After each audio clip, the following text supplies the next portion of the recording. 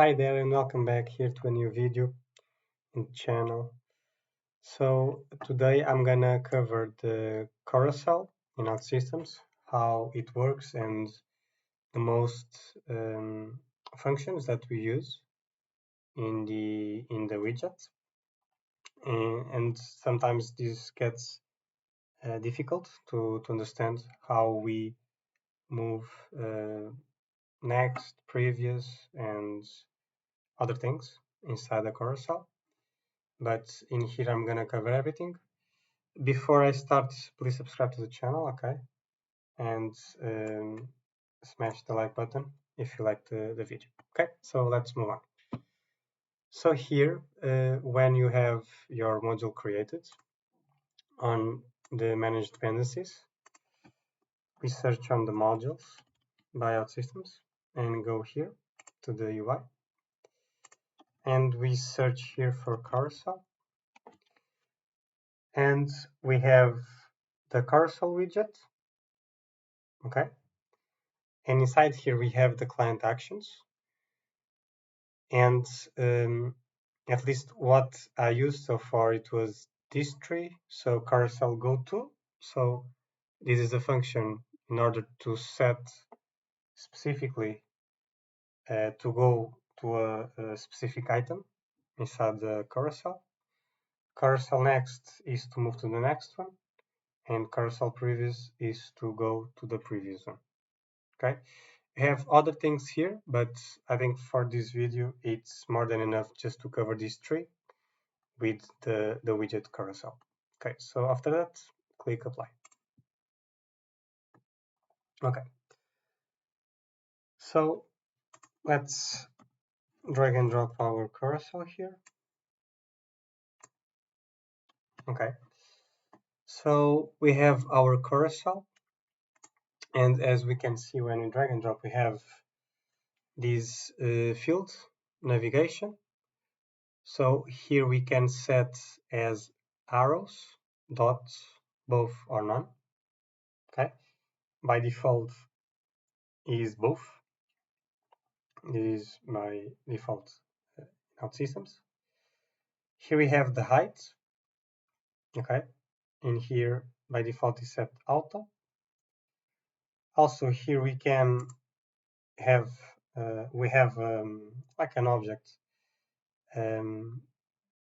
that that it covers the number of items per slide, desktop, tablet, and phone. For every one of them, we have a default value to 1. So each item, we're going to see one image. Okay. So let me close this. And here in the optional configs, we have autoplay. Okay. By default is true. So when we publish this, we're going to see our carousel working without clicking anything. And below that we have loop. So after we run, so the carousel runs every content, he will continue to play, to move the items again. Okay. Here we have padding, we have items gap, and starting position as well. Imagine that we do not want to start on the first position. We want to start, let's say, fifth one. Okay, so we can also set that as well. So below that we have the initialized events. So where we are initializing the carousel, we can do stuff. And when we slide, move, so when we move the item, so let's say move from the item 1 to the item 2, we can also run code and to do something that it depends on the test that you have in your projects, but you can use this as well. Okay, so let's go now to the widget tree.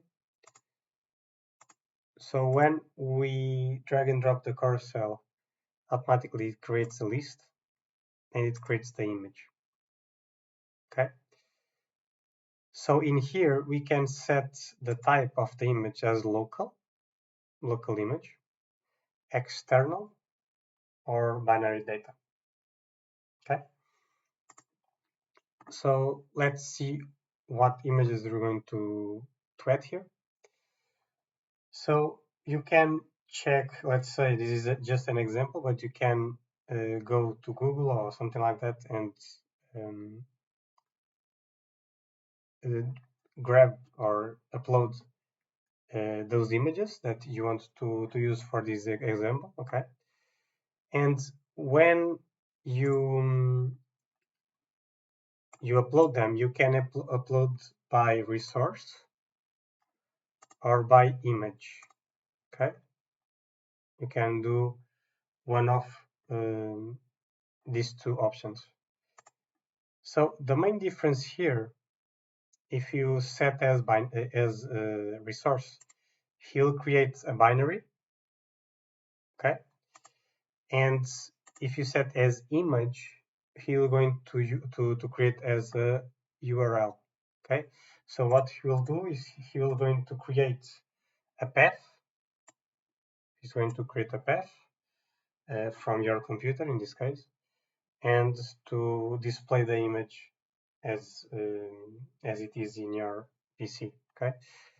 In this case, I'm using as resource. Okay, but it works the same way. Okay, it just I want to use as a resource, but it doesn't matter. It really depends on what you want to do. Okay, so let's create our list.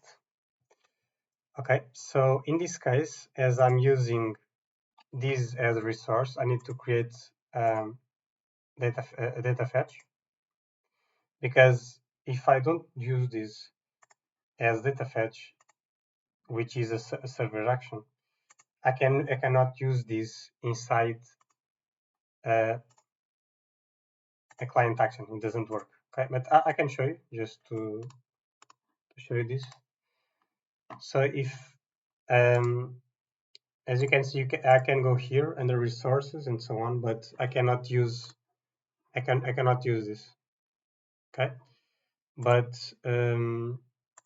I want to use them. So in your case, you can use the images.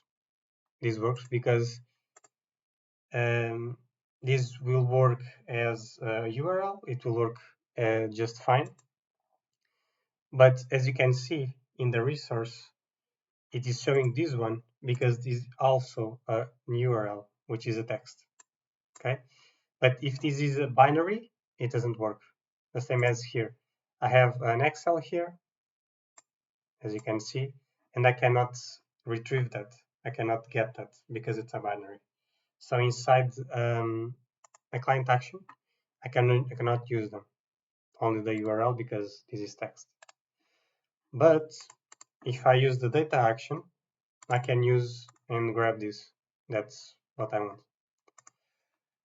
Okay, so here we're going to create a list of image. So let's say binary list. And here I'm going to change this to list. Okay. And in order to add them in here, I'm going to use list append. Or no, I can use the list append all. Yeah, I can use the list append all. Okay, so I'm going to set the list as the one that we created. I'm going to create here 4 items.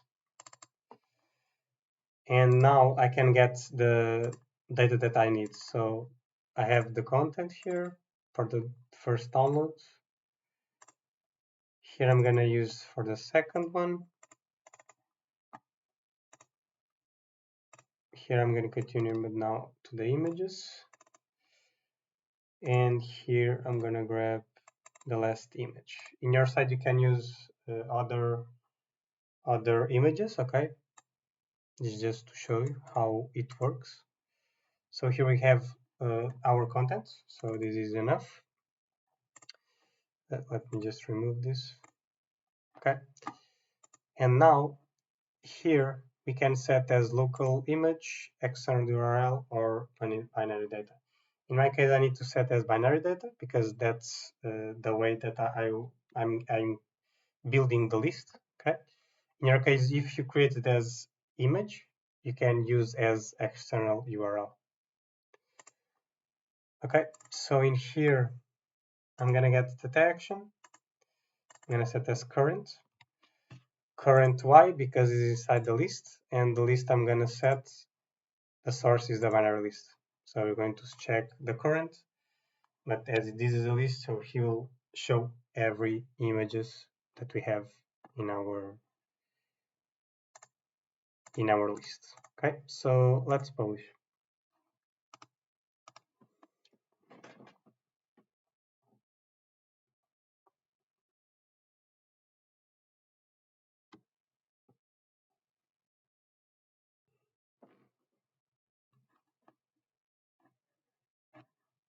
Okay, so let's open.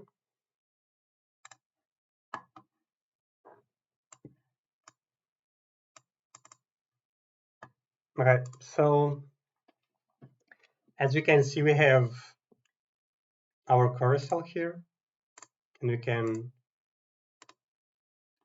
go next and go previous, but this is too big, and this happens because we did not set the size, so the width and the height of the image. So let's do that. So let's create a class here.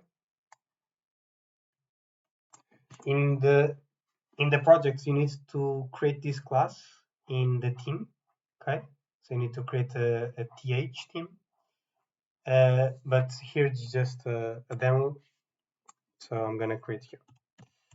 So let's set as image size, width. Let's say this is just random number. So let's say 400 and height 400 as well. And now let's use the image size. Okay, so in here I'm gonna set the image size. As you can see, we have some difference here, so it's supposed to work, and we're going to publish again.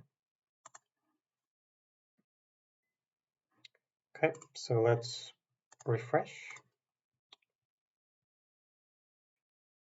Okay, that's exactly this. So we have now more friendly carousel. We can also cannot click here. I don't know why. I'm not sure.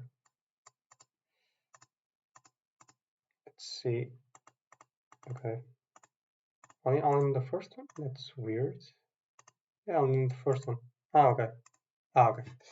There was something not working correctly here. I'm not sure. Okay, but so here, so far so good. We have our carousel. So let me refresh again. And so as you can see, we have the automated here. So it changes the image. And we did not click anything. So as you can see. And so let's change this. Let's change the way it is. Okay. So in the carousel, you can go here in the optional configs. So we can say the auto loop is false, the autoplay, sorry, and the loop, which is this can be like this. So when we reach the end, if we click again, we want to go to the first one. So I think it is okay. We can also change the starting position. Don't forget that, but for this case, I'm not going to do that. Okay, so if we publish like this, we only can go to the next one and to the previous one by clicking it. So let's just make sure. that's exactly what happens.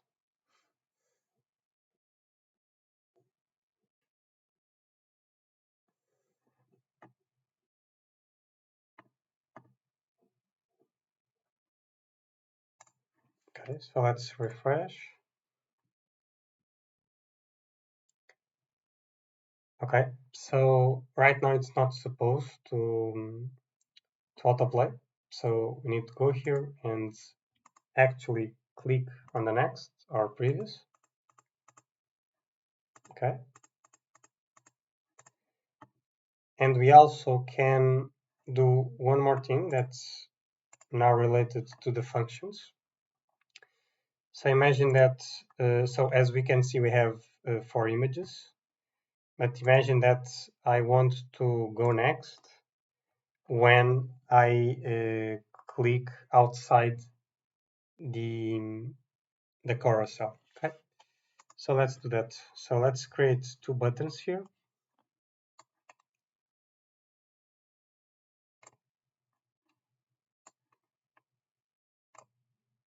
Okay, so we have previous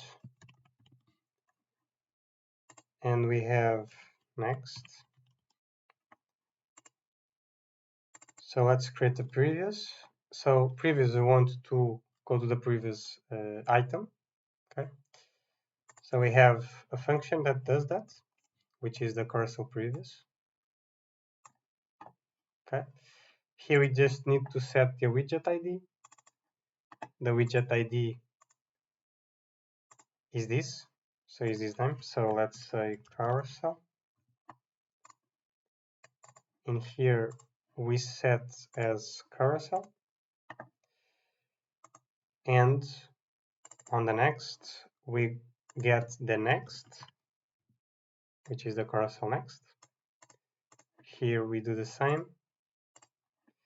And we also we can create a new button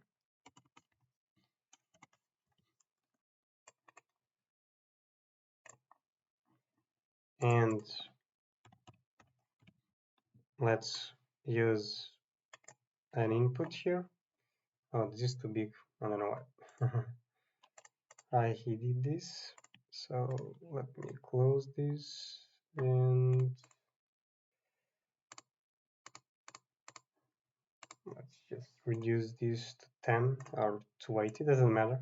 It's just to show you. And here, let's say we have carousel number to go. Okay, this will be the number that we want to set to go. So imagine that we are on the first one, we can go to the third one or to the last one. Just set the number here and go. And here we're going to set this and the button. We need now to get the carousel go to. And here we need to set the carousel and the item index will be the carousel number to go. So let's test. Okay, so now let's refresh.